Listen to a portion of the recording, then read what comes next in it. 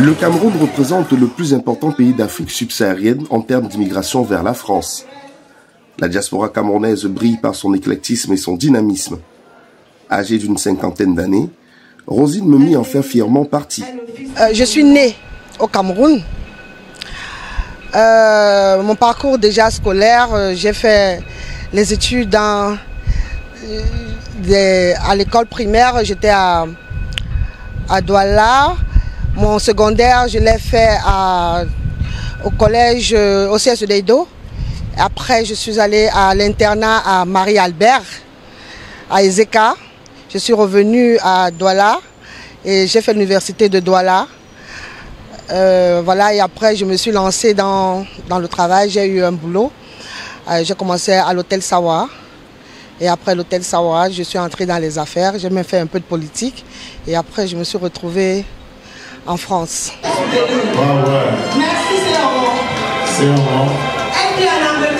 Animée par le désir de promouvoir la culture de son pays d'origine, elle a choisi de s'investir dans le secteur de l'événementiel, à travers notamment le soutien et l'organisation de plusieurs événements artistiques en France. Après le boulot, j'ai fait dans l'événementiel. J'ai été attirée par l'événementiel. Déjà une fois, venue en vacances, j'ai rencontré des personnes. C'était lors des, je crois, des 35 ans de Prince Dédé Yango. Et il y avait une bonne équipe formée, Hilaire Sopi, Zinabou, la défunte Zinabou, qui organisait cet événement. Et ils m'ont attiré là-bas avec Serge Ngunga.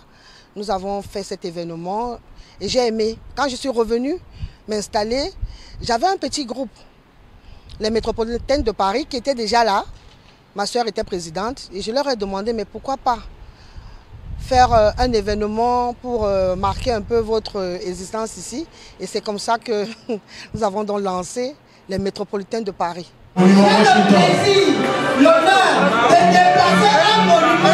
Malgré son enthousiasme, la promotrice culturelle regrette cependant les dérives qui minent le milieu du showbiz dans la diaspora camerounaise en Europe. En ce moment, l'événementiel souffre, il faut qu'on se le dise. Il y a beaucoup de mots qui minent l'événementiel.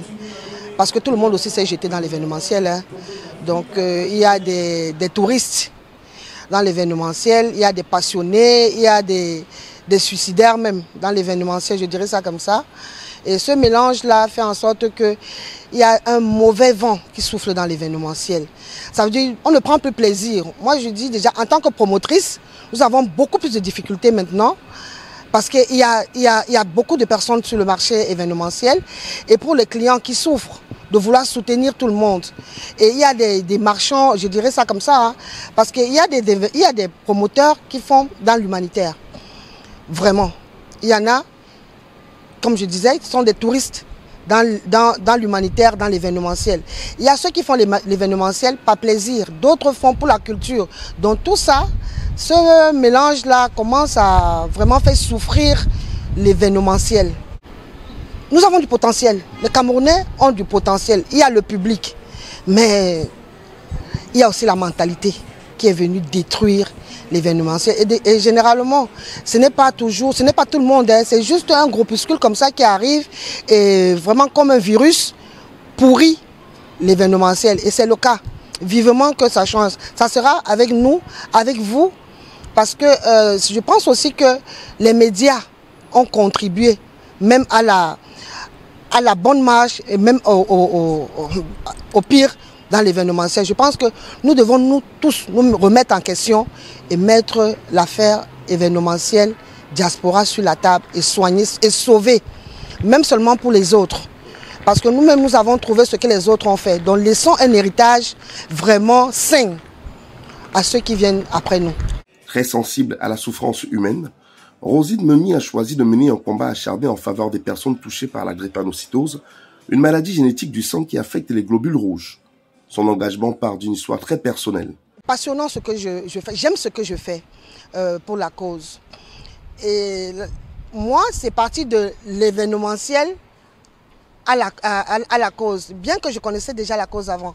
La drépanocytose, c'est une maladie que j'ai vécue dans ma tendre enfance. Parce que mon meilleur ami était drépanocytaire. Et je l'ai vu souffrir Donc quand on avait 10, on avait même à partir de 6 ans, j'ai grandi avec lui et je le voyais souffrir dans sa chair. Et je ne savais pas comment l'aider, j'étais tellement jeune. Et du jour au lendemain, il était souffrant, hospitalisé, on lui mettait du sang, les transfusions sanguines, tout ça, ça m'a traumatisé. Et c'est comme ça que, quand on grandissait, je lui dis, je vais soigner cette maladie dont tu souffres. Et on savait qu'on ne pouvait pas soigner la drépanocytose. J'ai eu la chance, après l'université, d'aller travailler à l'hôtel Sawa. Et quand j'ai commencé à avoir de quoi ne pas mourir de faim, je me suis dit, maintenant, je vais m'occuper de mon ami. Il avait déjà perdu ses frères, ses parents. Il lui restait juste 2 frères qui sont partis à l'étranger. Et j'ai commencé à prendre en charge cet ami qui avait presque le même âge que moi. Hein. Mais comme j'étais déjà lancée dans le monde du travail, j'ai choisi de faire vivre du bonheur à Mathieu. Et c'est comme ça où partout j'allais avec lui. Je lui ai appris à bien manger, à bien se vêtir, à voyager. Mais alors, hélas, la drépanocytose. La mort est arrivée, me l'a arraché. Et j'ai décidé qu'un jour, je vais faire parler de cette maladie et je vais briser le silence de cette maladie. Je suis Émilie Ducroix. Je suis maman d'une petite fille de 10 ans. Je suis drépanocytaire SS. Et il y a un mois, j'ai fêté mes 50 ans. Et dire qu'on ne donne pas plus de 35 ans aux drépanocytaires, elle vient de fêter il y a un mois ses 50 ans. Bravo. On dirait qu'elle en a 36. Comme Rosine a l'habitude de le dire, et c'est très vrai, la drépanocytose est une maladie quotidienne. La preuve, j'ai fini d'apprêter cette cérémonie, bien longtemps à la place avec Rosine, mais il y a 3 jours, j'ai chopé un coup de froid. Et voilà, aujourd'hui, j'ai la voix complètement enrouée.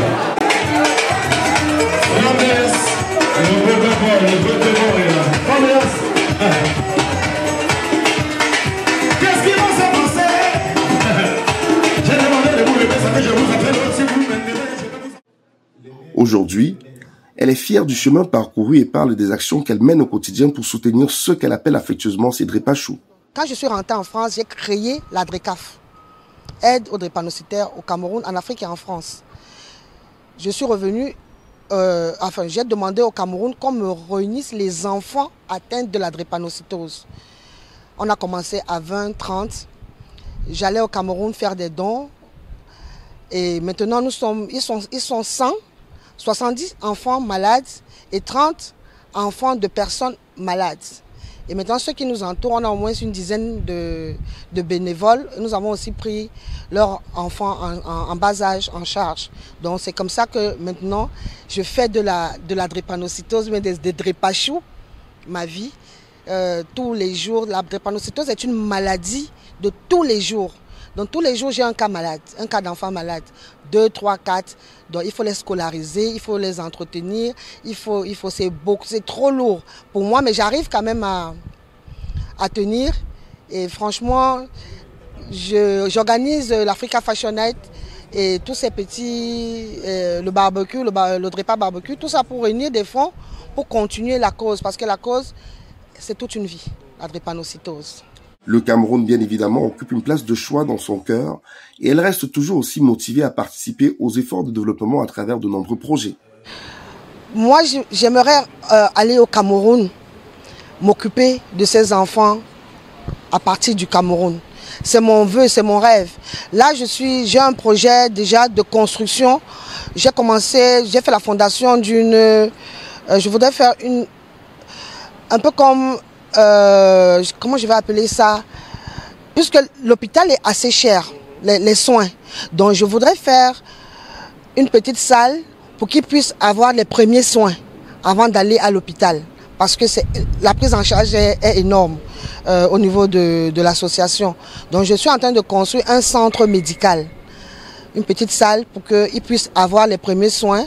On peut faire une transfusion, mais quand le cas devient grave, on va à l'hôpital. Donc j'ai un petit terrain à Lopom, c'est ce que je suis en train de faire. Mon rêve, c'est d'ouvrir un centre pour ces personnes, parce que c'est des personnes aussi qui sont, c'est une maladie orpheline, hein. Dans un centre où je pourrais héberger ces enfants et les suivre avec du personnel soignant, de tous ceux qui pourront entourer pour que nous puissions aussi, comme ce qui se passe en Europe ici, le transmettre à ces enfants au Cameroun et qui vivent ici. Ils vivent aussi longtemps comme tous nos enfants, hein, parce que la drépanocytose, avant on disait on mourait à 21 ans, maintenant on en a à plus de 30 ans. La drépanocytose la plus âgée chez moi a plus de 65 ans, Maman Lydia. Elle a 65 ans. Donc, et le moins âgé, c'est un autre qui a 1 an. Donc, c'est un peu ça.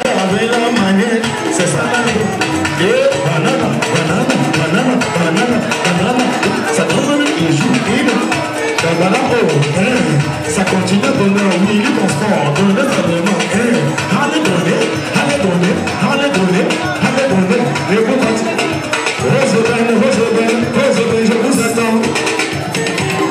Les stars des autres, le rêve des autres, ce sont mes amis. Ça se réalise sur vous. Monsieur Joël Epalé qui est là. Est-ce qu'on peut appeler très fort pour cela? Monsieur Joël Epalé, très discret que je n'ai pas vu dans cette salle justement. On a tout me dit que ce monsieur était là. Merci monsieur Joël Epalé de relever l'éclat de cette soirée. Merci d'affronter et de coller votre image à cette soirée.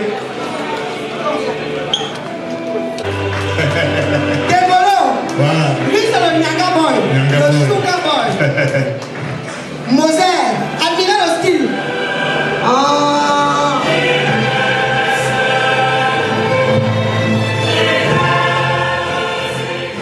Elle continue à mobiliser les ressources et à collecter des fonds à travers notamment l'organisation d'un gala dont la prochaine édition est prévue pour le 7 décembre 2024 à l'espace Noisy de Sec. Mon prochain challenge c'est le 7 décembre, l'Africa Fashion Night.